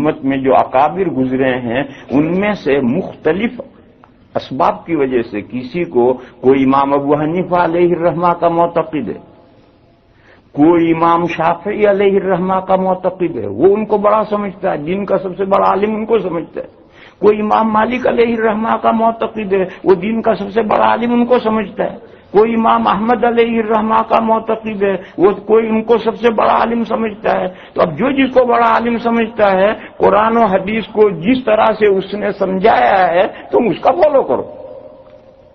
اس نے قرآن و حدیث کو 10 قسم، وہ 10% مسائل جن میں 3 قسم کے مسائل ہیں، صرف ان میں وہ جو 3 قسم کے مسائل 10% ہیں، وہ اس امام نے جس طرح سمجھائے ہیں، جب تم ان کا عقیدت مند ہو تو جس طرح اس نے سمجھایا تم اس کا فالو کرو۔ کیوں کسی عقیدتیں مختلف کیوں ہوتی ہیں؟ کچھ وجوہ ہوتی ہیں۔ مثلا ہمارے مفتی مدثر صاحب ہیں، یہ چونکہ دیوبند میں پڑھے ہیں اور مجھ سے پڑھے ہیں تو ان کو مجھ سے عقیدت کا تعلق ہے، حالانکہ ہندوستان، پاکستان، بنگلہ دیش میں مجھ سے کہیں بڑے بڑے علماء پڑے ہوئے ہیں، مگر ان کو ان سے عقیدت نہیں ہے۔ کیوں؟ یہ دیوبند میں میرے پاس پڑے ہیں۔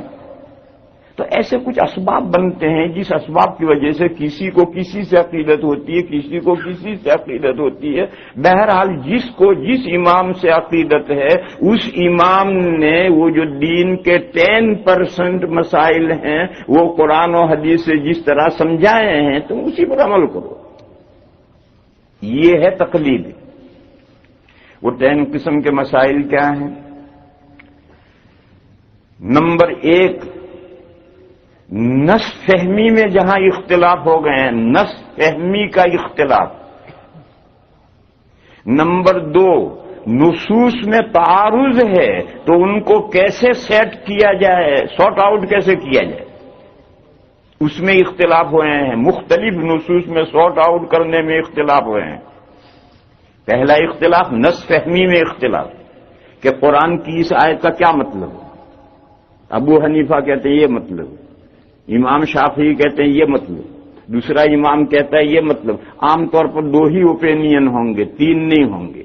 کبھی کبھی 3 اوپینین بھی ہو جاتی ہے کہ اس حدیث کا کیا مطلب، اس آیت کا کیا مطلب۔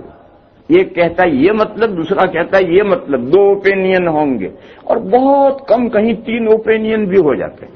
باقی عام طور پر تین اوپینین نہیں ہوتے، دو ہی اوپینین ہوتے ہیں، ایک کہتے ہیں یہ، دوسرا کہتا ہے یہ۔ ایک آیت ہے اس کا کیا مطلب ہے، ایک حدیث ہے اس کا کیا مطلب ہے، دوسرا روایات میں تعارض ہے، ایک آیت کہتی یوں، دوسری آیت اس کے کہتی یوں، ایک حدیث کہتی یوں، دوسری حدیث کہتی یوں۔ ان کو سارٹ آؤٹ کیسے کیا جائے، ان میں کون پہلے کی، کون بات کی، کون ناسخ، کون منسوخ، اس کے طے کرنے میں دو اوپینین ہو جاتے، تین اوپینین ہو جاتے۔ اور تیسری قسم کے وہ مسائل ہیں جو قرآن و حدیث میں اوپر کی سطح پر نہیں ہیں، سمندر کی اوپر کی سطح پر موتی ہوتے ہیں، موتی اوپر کی سطح پر نہیں ہوتے ہیں، اس کی تہ میں بیٹھے ہوئے ہیں۔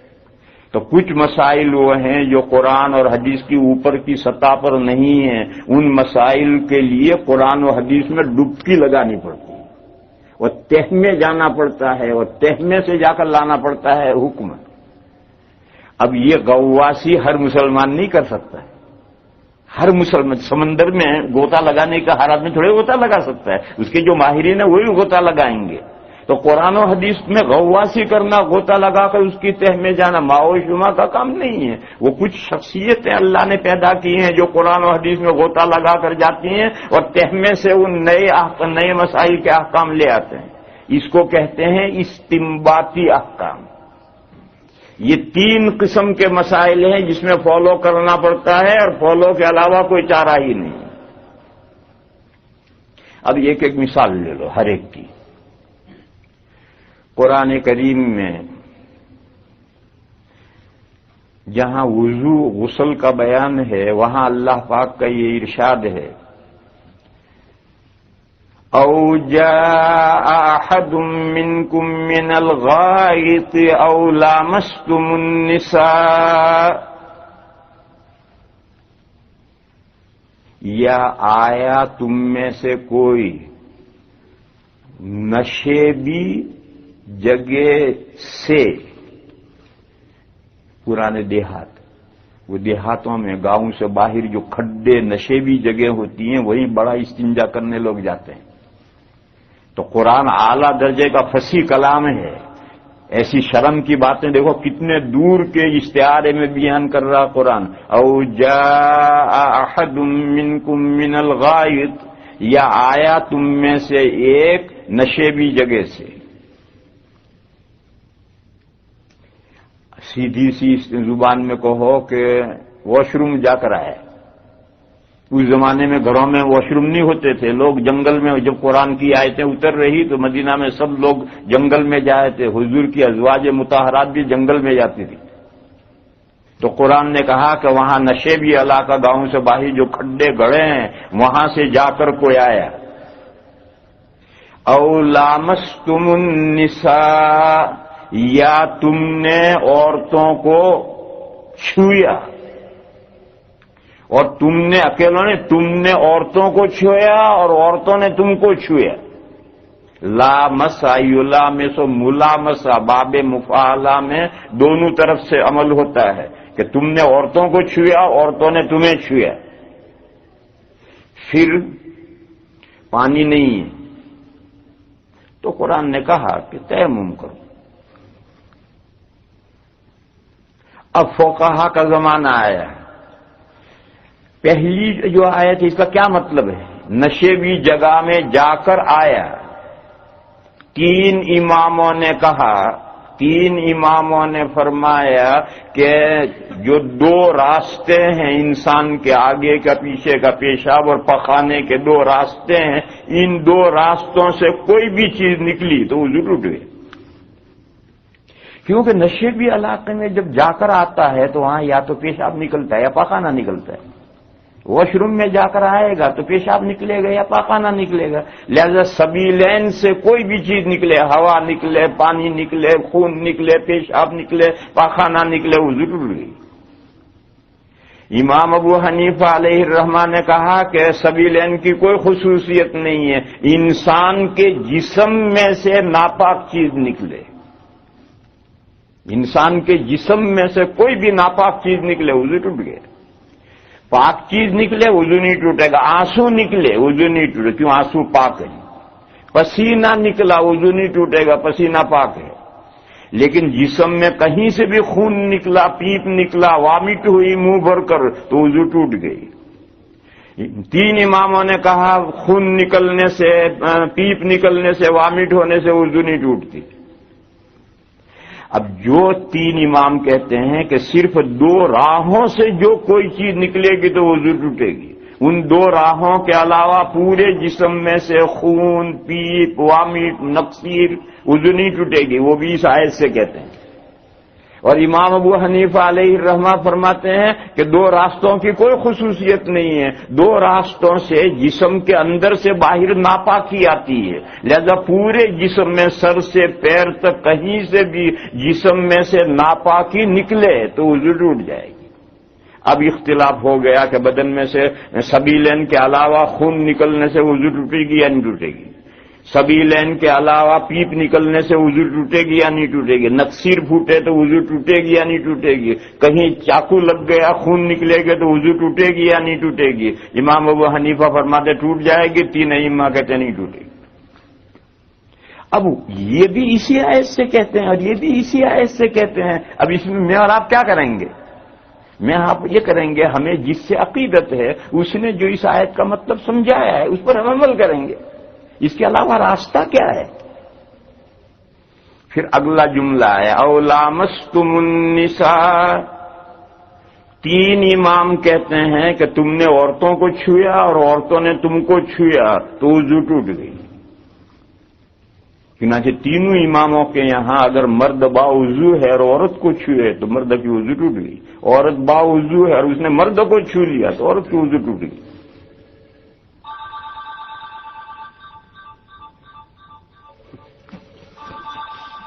بند کرو، بعد میں سنیے۔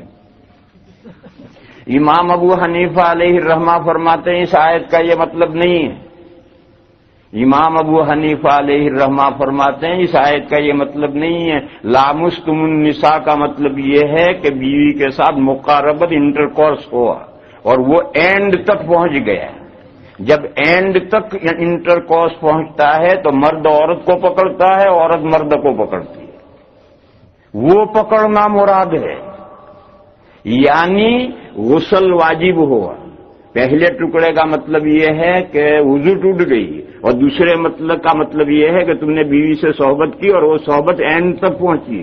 دونوں مرد عورت کو، عورت مرد کو پکڑتے ہیں آخر میں، لہذا غسل واجب ہوا اور پانی نہیں ہے تو کیا کریں؟ تیمم کرو، اور دونوں کا تیمم سیم ہے۔ وضو ٹوٹ گئی ہے، تیمم کرنا، اس کا تیمم کا طریقہ بھی وہی ہے۔ غسل واجب ہوا ہے اور پانی نہیں ہے تو اس کا تیمم، اس کا طریقہ بھی سیم ہے۔ اب لامستم النساء کے سمجھنے میں اختلاف ہو گیا، چنانچہ 3 اماموں کے یہاں عورت مرد کو چھوئے، مرد عورت کو چھوئے تو وضو ٹوٹتی ہے۔ امام ابو حنیفہ علیہ الرحمہ کے یہاں چھونے سے وضو نہیں ٹوٹتی، کیونکہ اس آیت میں وضو کا ذکر ہی نہیں ہے، اس آیت میں تو غسل واجب ہونے کا ذکر ہے۔ اب لامستم النساء سے امام ابو حنیفہ نے یہ مسئلہ نکالا، باقی 3 اماموں نے یہ نکالا، ہم کیا کریں؟ ہم یہی کریں گے جس کو جس سے عقیدت ہو، اس نے جو مطلب سمجھا ہے اس پر عمل کرو، اس کے علاوہ کوئی راستہ ہی کیا ہے؟ اور مثال حدیث میں اترو، حدیث شریف میں ہے امیرا بلال ان یوتر الاقامت ان یشفع الاذان و یوتر الاقامت، حضرت بلال رضی اللہ تعالیٰ عنہ کو یہ حکم دیا کہ وہ اذان دوہری کہیں اور اقامہ اکہری کہیں۔ اذان دوہری کہیں، اقامہ اکہری کہیں، کیا مطلب؟ اذان دوہری کہیں، اقامہ اکہری کہیں۔ 3 امام آئے، انہوں نے کہا اس حدیث کا مطلب یہ ہے کہ اذان اور اقامت میں جو سملر کلمات ہیں وہ اذان میں ڈبل کہے جائیں گے، تکبیر میں سنگل کہے جائیں گے۔ سملر کلمات اللہ اکبر 4 مرتبہ ہے، اشہد ان لا الہ الا اللہ 2 مرتبہ ہے، اشہد ان محمد الرسول اللہ 2 مرتبہ ہے، حی علی الصلاۃ 2 مرتبہ، حی علی الفلاح 2 مرتبہ ہے، پھر اللہ اکبر 2 مرتبہ ہے، لا الہ الا اللہ 1 مرتبہ ہے۔ تو جو سملر کلمات ہیں وہ اذان میں دوہرے کہے جائیں اور تکبیر میں اکہرے کہے جائیں. ان کے یہاں تکبیر کیسے ہے جانتے ہو؟ اللہ اکبر اللہ اکبر، اشہد ان لا الہ الا اللہ، اشہد ان محمد رسول اللہ، حی علی الصلاۃ، حی علی الفلاح. پھر امام مالک یہ فرماتے ہیں کہ قد قامت الصلاۃ بھی ایک ہی مرتبہ، اور امام شافعی اور امام احمد فرماتے ہیں کہ نہیں، قد قامت الصلاۃ 2 مرتبہ. قد قامت الصلاۃ، قد قامت الصلاۃ، اللہ اکبر اللہ اکبر، لا الہ الا اللہ کا یہ ہے تکبیر کو اکہرا کہنے کا یہ مطلب. امام ابو حنیفہ علیہ الرحمہ فرماتے ہیں یہ مطلب اکہرا کہنے کا نہیں. اذان دوہری کہو یعنی سملر کلمات کو 2 سانس میں کہو، اور تکبیر اکہری کہو یعنی سملر کلمات کو 1 سانس میں کہو. الفاظ کم و بیش نہیں ہوں گے، اذان اور اقامت کے الفاظ سیم ہیں، بلکہ اقامت میں 2 کلمے اور بڑھیں گے. 15 کلمے اذان میں، 17 کلمے اقامہ میں. البتہ اذان کہنے کا طریقہ یہ ہے کہ اشہد ان لا الہ الا اللہ 1 سانس میں نہیں، 2 سانس میں کہو. اشہد ان محمد رسول اللہ 1 سانس میں نہیں، 2 سانس میں کہو. حی علی الصلاۃ 2 سانس میں، حی علی الفلاح 2 سانس میں. اور جب تکبیر کہو تو جتنے سملر کلمات 1 سانس میں کہو. دیکھو حنفیوں کے یہاں تکبیر کہنے کا جو طریقہ ہے وہ میں بتاؤں، ہمارے یہاں بھی غلط طریقہ چلا ہوا ہے. ہمارے یہاں تکبیر کہنے کا طریقہ اللہ اکبر اللہ اکبر اللہ اکبر اللہ اکبر، سانس توڑو.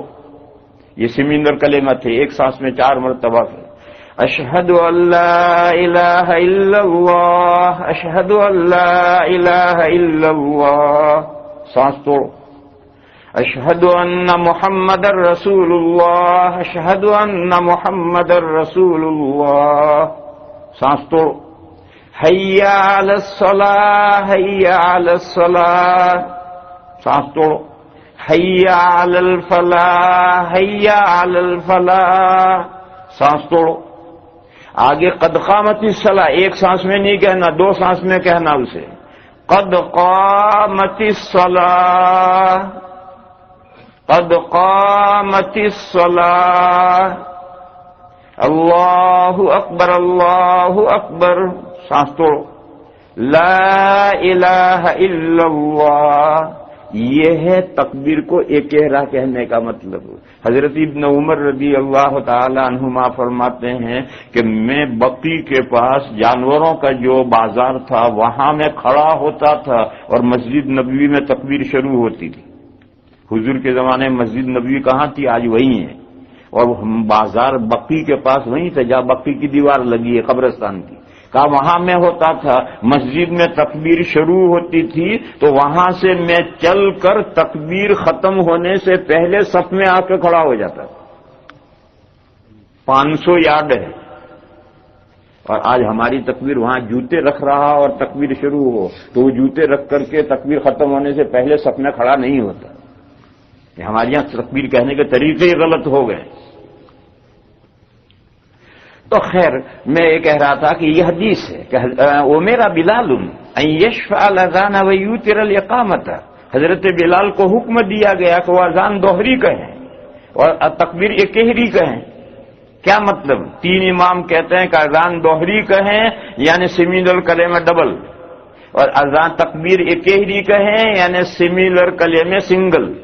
لہذا امام مالک علیہ الرحمہ کے یہاں تکبیر کے 10 کلمات ہیں، قد قامت الصلاۃ بھی 1 مرتبہ. اور امام شافعی اور امام احمد رحمہم اللہ کے نزدیک تکبیر میں 11 کلمات ہیں اور اذان میں 15. امام ابو حنیفہ فرماتے ہیں یہ 4 کلمات نہیں، صوتی ہے. کلمے دونوں میں سیم ہے کلمات، البتہ تکبیر کہنے کا طریقہ یہ الگ ہے. اذان دوہرا کہو یعنی سملر کلمے 2 سانس میں الگ الگ کہو، اور تکبیر میں سملر کلمے 1 سانس میں کہو. اب اس حدیث کا یہ مطلب کہہ رہے ہیں، اس حدیث کا یہ مطلب کہہ رہے ہیں. اب ہم کیا کریں؟ آپ کو جس سے عقیدت ہے اس نے جو حدیث کا مطلب سمجھا ہے آپ اس پر عمل کیجئے، اسی کا نام فالو ہے۔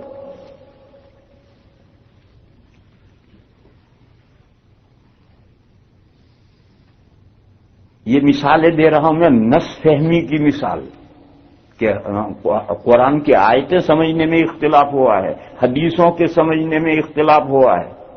اور ایک مثال دے دوں وہ بھی کام کی ہے۔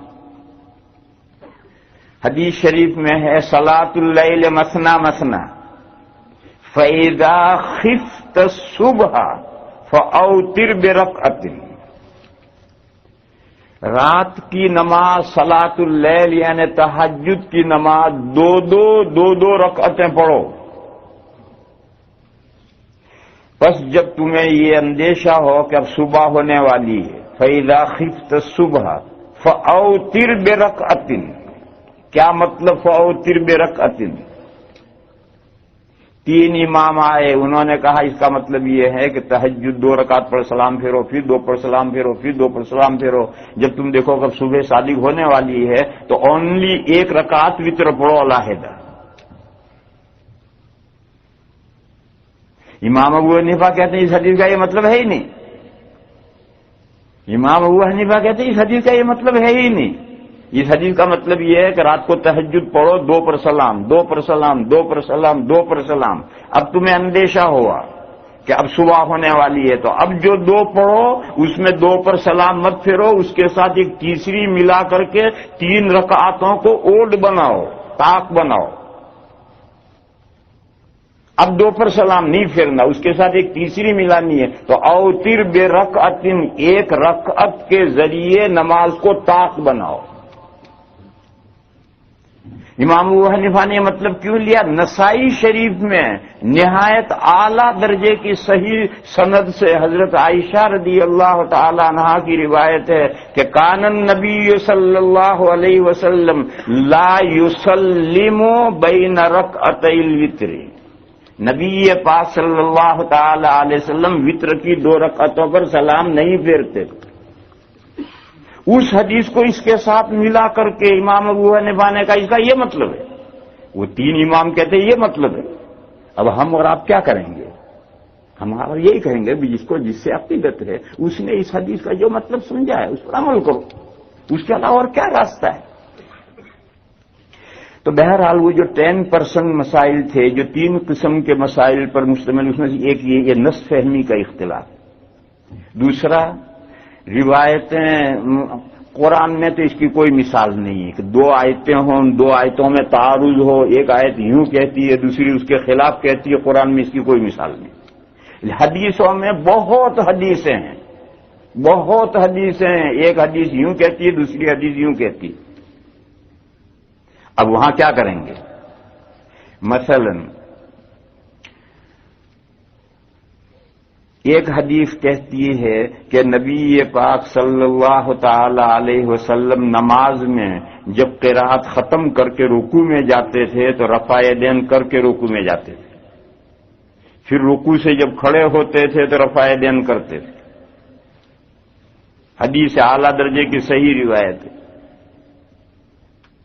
اس کے علاوہ بھی روایتیں ہیں، جیسے وہ تہجد کے بارے میں 8 رکعت اتنی مشہور روایت کر ڈالی کہ دوسری روایتوں کو لوگوں کو پتہ ہی نہیں رہا۔ ایسا ہی رفع یدین کے بارے میں یہی ایک روایت نہیں ہے، بہت روایتیں ہیں۔ یہ 2 جگہ پر رفع یدین، یہ تو اعلیٰ درجے کی صحیح روایت ہے۔ دوسری صحیح روایت یہ ہے کہ جب 2 رکعت پڑھ کر تیسری کے لیے حضور کھڑے ہوتے تھے تو تیسری کے شروع میں رفع یدین کر کے ہاتھ باندھتے تھے، یہ بھی اعلیٰ درجے کی صحیح روایت ہے۔ یہ بھی روایت نسائی شریف میں صحیح سند سے روایت ہے کہ 2 سجدوں کے بیچ میں جب پہلے سجدے سے اٹھ کر بیٹھتے تھے تو 2 سجدوں کے بیچ میں بھی رفع یدین کرتے۔ نسائی شریف میں اعلیٰ درجے کی صحیح روایت سے سند حدیث ہے۔ اور یہ بھی حدیث ہے کہ نماز میں جہاں فی کل خفض و رفع، ہر اونچ نیچ میں حضور رفع یدین کرتے تھے، پوری نماز میں رفع یدین۔ اب یہ ساری حدیثیں ایک دوسری طرف یہ حدیث ہے کہ نبی پاک صلی اللہ تعالی علیہ وسلم نماز میں کہیں بھی رفع دین نہیں کرتے تھے، صرف تکبیر تحریمہ میں رفع دین کرتے تھے جو بارڈر پر ہے، نماز میں نہیں ہے۔ یہ نقطہ سمجھو، تکبیر تحریمہ نماز کے اندر نہیں ہے، وہ بارڈر پر ہے، نماز سے باہر ہے یا اندر ہے یہ جھگڑے میں مت پڑو، بارڈر پر ہے۔ لہذا اور پھر اس تکبیر تحریمہ میں جو رفع دین کریں گے، دیکھو میں نماز شروع کر رہا ہوں، اللہ اکبر بر، اب نماز شروع ہوئی، تو یہ جو رفع دین کر کے ہاتھ باندھا ہے تو سب نماز سے باہر ہے، بس نماز شروع ہوگی، اللہ اکبر تکبیر پوری ہوئی، نماز شروع ہوگی، اب کہیں رفع دین نہیں۔ تو ایک طرف یہ روایت ہے کہ پوری نماز میں رفع دین ہے ہی نہیں، صرف تکبیر تحریمہ میں رفع دین ہے، وہ بھی بارڈر پر ہے اور نماز سے باہر ہے۔ اللہ شروع کرنے سے پہلے یہاں سے نہیں اٹھائیں گے، یوں ہاتھ اٹھاتے ہو کہیں اللہ اکبر بر، پورا پہنچ گئے، اب نماز شروع ہوئی، اور یہ تو سب رفع دین اور تکبیر سب بارڈر پر چلا گیا۔ اب فقہا آئے، دو اماموں نے یہ کہا، امام ابو حنیفہ اور امام مالک، دو اماموں نے یہ کہا کہ پہلے نماز میں ہر جگہ رفع دین تھا، ہر اونچ نیچ میں رفع دین تھا، پھر آہستہ آہستہ کم ہوتے ہوتے ہوتے پوری نماز میں رفع دین ختم۔ چنانچہ دو بڑے اماموں کے نزدیک، امام ابو حنیفہ اور امام مالک رحمہم اللہ کے نزدیک صرف تکبیر تحریمہ میں رفع ہے اور کہیں نہیں، اور دو اماموں نے یہ فرمایا کہ نہیں، پہلے رفع دین نہیں تھا، بعد میں بڑھا۔ امام شافعی اور امام احمد رحمہم اللہ نے فرمایا کہ نماز میں پہلے رفع دین نہیں ہوتا تھا، بعد میں بڑھا۔ تو انہوں نے کہا کہ رکوع میں جاتے بھی سنت ہے، رکوع سے اٹھتے بھی سنت ہے، اور تیسری رکعت کے شروع میں بھی سنت ہے، جبکہ امام شافعی علیہ الرحمہ نے اپنی کتاب العلوم میں بقلم خود لکھا ہے کہ صرف نماز میں 3 جگہ رفع دین سنت ہے، تکبیر تحریمہ میں، رکوع میں جاتے اور رکوع سے اٹھتے، مگر شوافی نے تیسری رکعت کے شروع میں ہی بڑھایا کیونکہ اسی حدیث ہے۔ تو اب یہ حدیثوں کو، یہ حدیثیں اور یہ حدیث پہلے کی کون سی، بات کی کون سی؟ دو امام کہتے ہیں یہ رفع کی حدیثیں پہلے کی ہیں اور رفع چھوڑنے کی نہ کی حدیث بعد کی ہیں، اور جو بعد کی ہوتی ہے وہ ناسخ ہوتی ہے، وہی سنت ہوتی، اور دو امام اس کا برعکس کہتے ہیں کہ نہیں، پہلے رفع نہیں تھا نماز میں، بعد میں بڑھا، تو جب بعد میں بڑھا تو یہ سنت ہو۔ اب میں اور آپ کیا کریں؟ میں اور آپ یہی کریں گے، ہمیں جس سے عقیدت ہے، جو دو چھوٹے اماموں کے فالوور ہیں ان سے عقیدت ہے، انہوں نے جس طرح سے حدیثوں کو سارٹ آؤٹ کیا ہے وہ اس طرح عمل کریں گے۔ جو دو بڑے اماموں کے فالوورز ہیں ان کو ان سے عقیدت ہے، انہوں نے حدیثوں کو جس طرح سارٹ آؤٹ کر کے بتایا ہے اسی طرح وہ عمل کریں گے۔ اور تیسری قسم کے مسائل وہ ہیں جو قرآن کی ظاہری سطح پر نہیں ہیں، اس کے لیے ڈبکی لگانی ہے، گہرائی میں جانا ہے۔ جیسے آج نئے مسئلے آتے ہیں، نئے مسئلے آتے ہیں، ایک مرد اور ایک عورت کا مادہ نطفہ ملایا اور ملا کر کے ایک ٹیوب کے اندر بھر دیا، پھر تلقیح کرنے کے بعد میں ایک وقت کے بعد میں کسی بھی عورت کے بچہ دانی میں وہ منتقل کر دیا، اور وہاں جنین بڑا ہو کر کے اس عورت کے پیٹ سے پیدا ہوا، بولو کیا احکام ہے؟ یہ حرامی ہے، حلالی ہے، اس کا باپ کون ہے، اس کی ماں کون ہے، اس کو کس کی میراث پائے گا، اس کی میراث کون پائے گا؟ کہاں ہے قرآن و حدیث میں یہ مسئلے؟ یہ مسئلے اسی قرآن و حدیث ہی میں سے نکالیں گے، اور ہم نکالیں گے، اور اس میں گوتا لگا کر تہ میں جائیں گے، اور اس کی تہ میں سے یہ مسئلے لائیں گے، اور انشاءاللہ اگلے سفر میں آئیں گے تو بیان کریں گے۔ وآخر دعوانا ان الحمدللہ۔ ہاں بھئی، یہ آخری، شاید آخری ہو، لہذا دعا کرو، درود شریف پڑھو۔ اللہم صل وسلم وبارک علی سیدنا و مولانا محمد وعلی آل سیدنا و مولانا محمد بعدد من صلی وسلم یا الہ العالمین ہماری خطاؤں کو معاف فرما، یا اللہ ہمیں ہدایت نصیب فرما، صراط مستقیم ہمارے لیے واضح فرما، یا اللہ سیدھے راستے پر ہمیں چلا، اے اللہ منعم علیہم کا راستہ ہمیں دکھا، اے تیرے ان بندوں کے راستے پر ہمیں ڈال دے جس پر تیرا کرم اور احسان ہوا، اے میرے مولا مغضوب علیہم کے راستے سے ہماری حفاظت فرما، یا اللہ ضالین کے راستے سے ہماری حفاظت فرما، اے میرے مولا ہماری نیکیوں میں برکت پیدا فرما، یا اللہ ہمیں دنیا میں بھی بھلائیاں عطا فرما، آخرت میں بھی بھلائیاں عطا فرما، یا اللہ اس شہر کے مسلمانوں کی حفاظت فرما، اس ملک کے مسلمانوں کی حفاظت فرما، یا اللہ ساری دنیا کے مسلمانوں کی حفاظت فرما، اے میرے مولا ہمارے نسلوں کی حفاظت فرما، ہمارے بھائیوں کی حفاظت فرما، ہماری بہنوں کی حفاظت فرما، یا اللہ اس مجمع میں تیرے بندے بھی ہیں، تیری بندیاں بھی ہیں، ان کے دلوں میں جو نیک ارمان ہیں میرے مولا ان کو پورا فرما، یا اللہ جو بیمار ہیں ان کو شفائے کامل عطا فرما، یا اللہ دین کی قدر کرنے کے ہمیں توفیق عطا فرما، یا اللہ اپنی نسلوں کو دیندار بنانے کی محنتیں کرنے کی توفیق عطا فرما، یا اللہ فتنوں کی دنیا ہے، چاروں طرف سے فتنوں کی ہوائیں چل رہی ہیں، میرے مولا ہمیں فتنوں سے بچا، فتنوں سے ہماری حفاظت فرما، یا اللہ ہماری جان میں، مال میں، آل میں، اولاد میں برکت فرما، ہمارے تھوڑے میں بھی برکت فرما، ہمارے زیادہ میں بھی برکت فرما، یا اللہ ہماری مغفرت فرما، ہمارے ماں باپ کی مغفرت فرما، اور تمام مسلمان مردوں کی اور مسلمان عورتوں کی مغفرت فرما، سبحان ربک رب العزت عما یصفون وسلام علی المرسلین والحمد للہ۔